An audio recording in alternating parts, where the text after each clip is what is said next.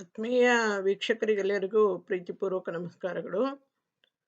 ನಾವು ಮೊದಲಿಗೆ ನಾನು ಬಿಸಿ ಊಟದ ಲೆಕ್ಕಾಚಾರವನ್ನ ಒಂದೇ ನಿಮಿಷದೊಳಗ ಯಾವ ರೀತಿ ಮಾಡಬೇಕು ಅಂತ ಹೇಳಿ ಈಗಾಗಲೇ ಒಂದು ವಿಡಿಯೋ ಮಾಡಿ ಅಪ್ಲೋಡ್ ಮಾಡಿ ಯೂಟ್ಯೂಬಿಗೆ ಹಾಕಿದ್ದೀನಿ. ಈಗ ಈ ವಿಡಿಯೋದೊಳಗ ಬಹಳಷ್ಟು ದೊಡ್ಡದಾಗಿರುವಂಥ ಒಂದು ಎಕ್ಸೆಲ್ ಶೀಟನ್ನು ಈಗ ನೋಡ್ತೀರಿ. ಇಲ್ಲಿ ತನಕ ಅದ ಎ ಬಿ ತನಕ ಬಂದದ ಇದು.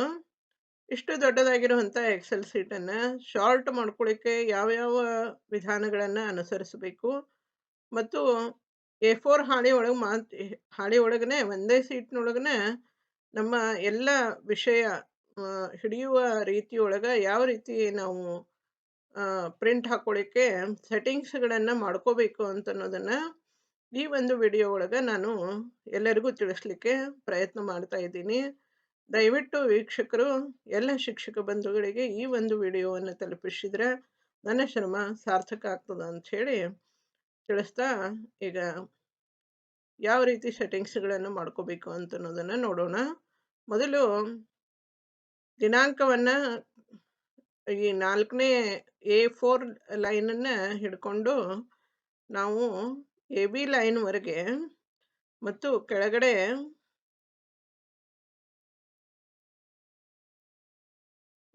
AB ವರೆಗೆ ಮತ್ತು ಕೆಳಗಡೆ 33 34ನೇ ಒಂದು ಲೈನ್ವರೆಗೆ ನಾವು ಎಷ್ಟು ಲೆಕ್ಕ ಮಾಡೀವಲ್ಲ ಇಲ್ಲಿವರೆಗೆ ನಾವು ಬ್ಲಾಕ್ ಮಾಡ್ಕೋಬೇಕಾಗ್ತದೆ. ಬ್ಲಾಕ್ ಮಾಡಿಕೊಂಡು ನೆಕ್ಸ್ಟ್ ಏನು ಮಾಡಬೇಕು ಅಂತಂದ್ರೆ, ಇಲ್ಲೇ ಹೋಮ್ ಒಳಗೆ ಫಾಂಟದ ಒಂದು ಎರೋ ಮಾರ್ಕ್ ಬರ್ತದೆ, AB ಎರೋ ಮಾರ್ಕ್. ಅಲ್ಲೇ ಕ್ಲಿಕ್ ಮಾಡ್ಕೋಬೇಕು. ಕ್ಲಿಕ್ ಮಾಡಿಕೊಂಡು ರೊಟೇಟ್ ಟೆಕ್ಸ್ಟ್ ಅಪ್ ಅಂತ ಬರ್ತದೆ. ಎರೋ ಮಾರ್ಕ್ ಕೆಳಗಿನಿಂದ ಮೇಲ್ಗಡೆ ಹೋಗಿರ್ತದೆ. ಇಲ್ಲಿ ನೋಡ್ತೀವಲ್ಲ, ಇದು ಕೆಳಗಿನಿಂದ ಮೇಲ್ಗಡೆ ಎರೋ ಮಾರ್ಕ್ ಇರುವಂಥದ್ದನ್ನು ಕ್ಲಿಕ್ ಮಾಡ್ಕೋಬೇಕು. ಕ್ಲಿಕ್ ಮಾಡ್ಕೊಂಡ ಕೂಡಲೇ ಇಲ್ಲಿ ನಮ್ಮ ಫಾಂಟ್ಗಳೆಲ್ಲ ಕೆಳಗಿನಿಂದ ಮೇಲ್ಗಡೆ ಹೋಗ್ತವೆ. ಇಷ್ಟಾದ ನಂತರ ನಾವು ನೆಕ್ಸ್ಟ್ ಏನು ಮಾಡಬೇಕು ಅಂತಂದ್ರೆ, ಈ ಮೇಲಿನ ಒಂದು ಹೆಡ್ಡಿಂಗ್ಸ್ ಅದಲ್ಲ, ಇದನ್ನು ಕೂಡ ನಾವು ಚೇಂಜ್ ಮಾಡಬೇಕಾಗ್ತದೆ. ಇವು ಮೂರೇ ಚೇಂಜ್ ಮಾಡಬೇಕು. ಯಾಕಂದ್ರೆ ಇವತ್ತನ್ನು ತೊಗೊಂಡ್ವಿ ಅಂದ್ರೆ ಈ ಆರಂಭಿಕ ಶುಲ್ಕವು ಪ್ರಮಾಣ ಇದು ಕೂಡ ಚೇಂಜ್ ಆಗ್ತದೆ. ಅದು ಆಗಬಾರ್ದು ನಮ್ಗೆ. ಬರೀ ಅಕ್ಕಿ, ಗೋಧಿ, ಬೇಳೆ ಇವು ಅಷ್ಟೇ ಚೇಂಜ್ ಆಗಬೇಕಾಗಿದೆ. ಅದಕ್ಕೆ ಇವು ಮೂರೇ ತೊಗೊಂಡು ಚೇಂಜ್ ಮಾಡ್ಕೊಳ್ಳೋಣ.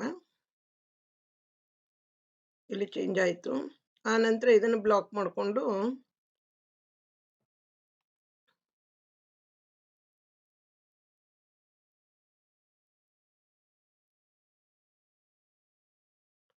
ಇದನ್ನು ಬ್ಲಾಕ್ ಮಾಡಿಕೊಂಡು ಇದನ್ನು ಮತ್ತೆ ನಾವು ಫಾಂಟ್ ಚೇಂಜ್ ಮಾಡ್ಕೋಬೇಕು. ಫಾಂಟ್ ಎರೋ ಮಾರ್ಕ್ ಇಟ್ಕೋಬೇಕು. ಇಷ್ಟಾದ ನಂತರ ನಾವು ಮತ್ತೆ ಪುನಃ ಏನು ಮಾಡಬೇಕು ಅಂತಂದ್ರೆ, ಈ ದಿನಾಂಕ ಹಿಡ್ಕೊಂಡು ಪ್ರತಿಯೊಂದನ್ನು ಕೂಡ ಮತ್ತೆ ಪುನಃ ಬ್ಲಾಕ್ ಮಾಡ್ಕೋಬೇಕಾಗ್ತದೆ. ಈ ದಿನಾಂಕ ಹಿಡ್ಕೊಂಡು ಫುಲ್ ಎಲ್ಲವನ್ನ ನಾವು ಬ್ಲಾಕ್ ಮಾಡ್ಕೋಬೇಕು AB ವರೆಗೆ. ನಮ್ಮ ವರ್ಕ್ ಎಷ್ಟಾಗಿದೆ ಅಷ್ಟು ಬ್ಲಾಕ್ ಮಾಡಿಕೊಂಡು ನೆಕ್ಸ್ಟ್ ಏನು ಮಾಡಬೇಕು ಅಂತಂದ್ರೆ, ಇಲ್ಲೇ ಫಾರ್ಮ್ಯಾಟ್ ಅಂತ ಬರ್ತದಲ್ಲ, ಈ ಫಾರ್ಮ್ಯಾಟನ್ನು ಕ್ಲಿಕ್ ಮಾಡಿಕೊಂಡು ಆಟೋ ಫಿಟ್ ರೋ ಅಂತ ಇರುತ್ತದೆ ಇಲ್ಲಿ ಆಪ್ಷನ್, ಅದನ್ನು ಕ್ಲಿಕ್ ಮಾಡ್ಕೋಬೇಕು. ಆನಂತರ ನೆಕ್ಸ್ಟ್ ಕಾಲಮ್ನೊಳಗೆ ಕೂಡ ಆಟೋ ಫಿಟ್ ಕಾಲಮ್ ವಿಡ್ತ್ ಅಂತ ಇರ್ತದೆ. ಇಲ್ಲೇ ಆಟೋ ಫಿಟ್ ರೋ ಹೈಟ್ ಅಂತದ, ಇಲ್ಲೇ ಆಟೋ ಫಿಟ್ ಕಾಲಮ್ ವಿಡ್ತ್ ಅಂತದ. ಆ ವಿಡ್ತ್ ಕೂಡ ನಾವು ಕ್ಲಿಕ್ ಮಾಡ್ಕೊಂಡ್ವಿ ಅಂತಂದ್ರೆ ನಮ್ಮ ಒಂದು ಬರವಣಿಗೆ ಏನಾಗ್ತದೆ, ಕಡಿಮೆ ಆಗ್ತದೆ, ಸೈಜ್ ಕಡಿಮೆ ಆಗ್ತದೆ. ಕಡಿಮೆ ಆಗಿ ನೆಕ್ಸ್ಟ್ ನಾವು ಏನು ಮಾಡಬೇಕು ಅಂತಂದ್ರೆ,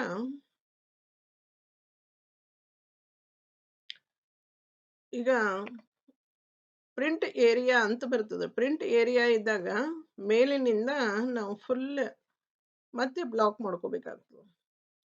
ಬ್ಲಾಕ್ ಮಾಡಿಕೊಂಡು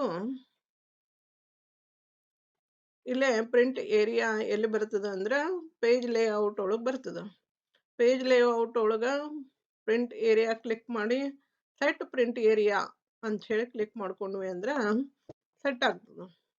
ಎಲ್ಲಿವರೆಗೆ ಸೆಟ್ ಆಯಿತು ಅಂತ ಹೇಳಿ ಈಗ ಫುಲ್ ಸೆಟ್ ಆಗಿರೋದ್ರಿಂದ ನಡಬರ್ಕ ಎಲ್ಲಿಯೂ ಡಾಟ್ ಡಾಟ್ ಲೈನ್ ಬರಂಗಿಲ್ಲ. ಒಂದು ವೇಳೆ ಫುಲ್ ಸೆಟ್ ಆಗಿದ್ದಿಲ್ಲ ಅಂತಂದ್ರೆ ಡಾಟ್ ಲೈನ್ ಬರ್ತದೆ. ಅದಕ್ಕಿಂತಲೂ ಮುಂಚೆ ನಾವು ಇಲ್ಲೇನು ಮಾಡ್ಕೋಬೇಕು, ಓರಿಯೆಂಟೇಷನ್ ಒಳಗೆ ಲ್ಯಾಂಡ್ಸ್ಕೇಪ್ ಇಟ್ಕೋಬೇಕು. ಪೋರ್ಟ್ರೇಟ್ ಇಟ್ಕೋಬಾರ್ದು, ಲ್ಯಾಂಡ್ಸ್ಕೇಪ್ ಇಟ್ಕೋಬೇಕು. ಇಟ್ಕೊಂಡು ಆಮೇಲೆ ಸೈಜ್, ಪೇಪರ್ ಸೈಜನ್ನು A4 ಇಟ್ಕೋಬೇಕು. ನಮ್ಮ ಹತ್ರ A4 ಇತ್ತು, ಪೇಪರ A4 ಇಟ್ಕೊಡ್ರಿ. ಲೀಗಲ್ ಇತ್ತು, ಲೀಗಲ್ ಇಟ್ಕೊಡ್ರಿ. ಹೆಚ್ಚಾನ್ ಹೆಚ್ಚು ಎಲ್ಲರೂ A4 ಯೂಸ್ ಮಾಡೋದ್ರಿಂದ A4 ಇಟ್ಕೊಳ್ಳೋದು ಹೆಚ್ಚು ಒಳ್ಳೆಯದು. ಇಷ್ಟು ಆದ ನಂತರ ನಾವು ಪ್ರಿಂಟಿಗೆ ಹೋಗಿ ಎಲ್ಲವನ್ನು ಸ್ವೀಕೃತಿ ಹಾಲು ತನಕ ಎಲ್ಲ ನಮ್ಗೆ ಕಾಣಿಸ್ತದ ಇಲ್ಲ, ಪ್ರಿಂಟ್ ಬರ್ತದ ಇಲ್ಲ ನೋಡ್ಕೋಬೇಕು. ಫೈಲಿಗೆ ಹೋಗಬೇಕು, ಪ್ರಿಂಟ್ ಹೊಡ್ಕೋಬೇಕು. ಹೊಡ್ಕೊಂಡು ಇಲ್ಲಿ ಸ್ವೀಕೃತಿ, ಇಲ್ಲಿ ಹಾಲದ, ಇದು ಎಲ್ಲವೂ ಫುಲ್ಲ ಬಂದದ ಅಂಥೇಳಿ ಅರ್ಥ. ಈಗ ನೆಕ್ಸ್ಟ್ ಪೇಜ್ ಹೋದ್ವಿ ಅಂತಂದ್ರೆ ಇಲ್ಲಿ ಮ್ಯಾಲೆ ಹೆಡ್ಡಿಂಗ್ಸ್ ಬರಂಗಿಲ್ಲ. ಈ ಹೆಡ್ಡಿಂಗ್ಸ್ ಬರ್ಬೇಕಂತಂದ್ರೆ ನಾವು ಪುನಃ ಏನು ಮಾಡಬೇಕು, ಸೆಟ್ಟಿಂಗ್ ಮಾಡಬೇಕಾಗ್ತದೆ. ಹೆಂಗೆ ಸೆಟ್ಟಿಂಗ್ ಮಾಡೋದು ಅಂತಂದ್ರೆ ಪ್ರಿಂಟ್ ಟೈಲ್ಸ್ ಹೋಗಬೇಕು. ಪೇಜ್ ಲೇಔಟ್ ಒಳಗನೆ ಪ್ರಿಂಟ್ ಟೈಲ್ಸ್ ಅಂತ ಬರ್ತದೆ. ಪ್ರಿಂಟ್ ಟೈಲ್ಸ್ ಕ್ಲಿಕ್ ಮಾಡ್ಕೋಬೇಕು. ಕ್ಲಿಕ್ ಮಾಡಿಕೊಂಡು row to repeat at top ಅದನ್ನು ಕ್ಲಿಕ್ ಮಾಡಿಕೊಂಡು ರೋ ಮಾತ್ರ ನಮಗೆ ರಿಪೀಟ್ ಆಗ್ಬೇಕಂತಂದ್ರೆ ರೋ ಅಷ್ಟೇ ನಾವು ಹಾಕೋಬೇಕು. ಮತ್ತು ನಮಗೆ ಕಾಲಮ್ನ ರಿಪೀಟ್ ಆಗಬೇಕು. ಕಾಲಮ್ನೊಳಗೆ ಹೆಡ್ಡಿಂಗ್ ರಿಪೀಟ್ ಆಗಬೇಕು ಅಂದ್ರೆ ಕಾಲಮ್ ಹಾಕೋಬೇಕು. ಇಲ್ಲಿ ನಮಗೆ ಕಾಲಮ್ದ ಅವಶ್ಯಕತೆ ಇಲ್ಲ, ಬರೀ ರೋ ಮಾತ್ರ ರಿಪೀಟ್ ಆಗಿ ಬರಬೇಕು. ಎಲ್ಲಿಂದ ಎಲ್ಲಿ ತನಕ ಬರಬೇಕು ಅಂದ್ರೆ ಇಲ್ಲಿ A1 ಕಾಲಮ್ದಿಂದ AB ಕಾಲಮ್ದ 3ನೇ ನಂಬರ್ನ ತನಕ, 3ನೇ ಒಂದು ಸೆಲ್ ತನಕನೂ ನಮಗೆ ಏನಾಗಬೇಕು, ರಿಪೀಟ್ ಆಗಬೇಕು. ಅದಕ್ಕೆ ನಾವು ಏನು ಮಾಡಬೇಕು, ಫಸ್ಟ್ A1 ಹೊಡ್ಕೋಬೇಕು. A1 ಟೈಪ್ ಮಾಡ್ಕೊಂಡ ನಂತರ ಸೆಮಿಕಾಲನ್ ಹಾಕೋಬೇಕು. ಮುಂದೆ ಹಾಕೊಂಡು AB 3 ತನಕ ನಾವು ಇದನ್ನ ಬರ್ಕೋಬೇಕಾಗ್ತದೆ. ಬರ್ಕೊಂಡು ಇಲ್ಲಿ ಟೈಪ್ ಮಾಡ್ಕೊಂಡ ನಂತರ ಇಲ್ಲಿ ಓಕೆ ಕೊಡಬೇಕು. ಈಗ ಪುನಃ ಬರ್ತದೆ ಇಲ್ಲ ಅಂತ ಹೇಳಿ ಟೆಸ್ಟ್ ಮಾಡೋಣ. ಪ್ರಿಂಟ್ಗೆ ಹೋಗ್ತೀರಿ. ಹೋದ ನಂತರ ಇಲ್ಲಿ 1ನೇ ಪೇಜಿಗೆ ಎಲ್ಲ ಹೆಡ್ಡಿಂಗ್ಸ್ ಬಂದಿದೆ. ಅಕ್ಕಿ, ಗೋಧಿ, ವಿತರಣೆ, ಆರಂಭಿಕ ಸಿಲ್ಕು, ದಿನಾಂಕ ಎಲ್ಲ ಬಂದಿದೆ.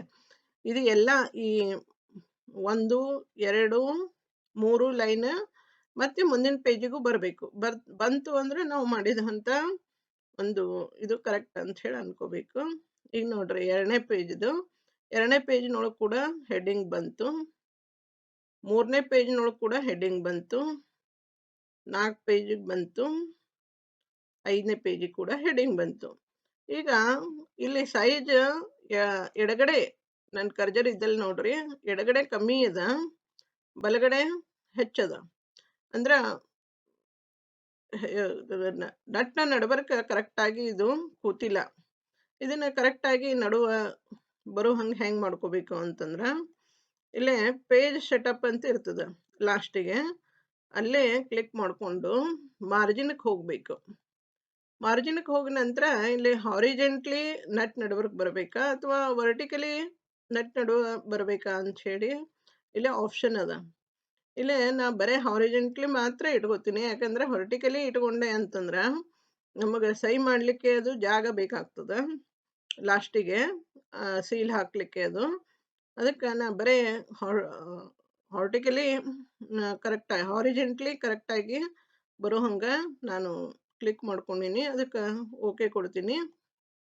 ಈಗ ಹಾರಿಜೆಂಟ್ಲಿ ಕರೆಕ್ಟಾಗಿ ಇದು ನಟ್ ನಡ್ಬರ್ಕ್ ಬಂತು. ಈಗ ನೋಡ್ತೀರಿ ಇಲ್ಲಿನೂ ಅಷ್ಟೇ ಏರಿಯಾ ಅದ, ಇಲ್ಲಿನೂ ಅಷ್ಟೇ ಏರಿಯಾ ಅದ.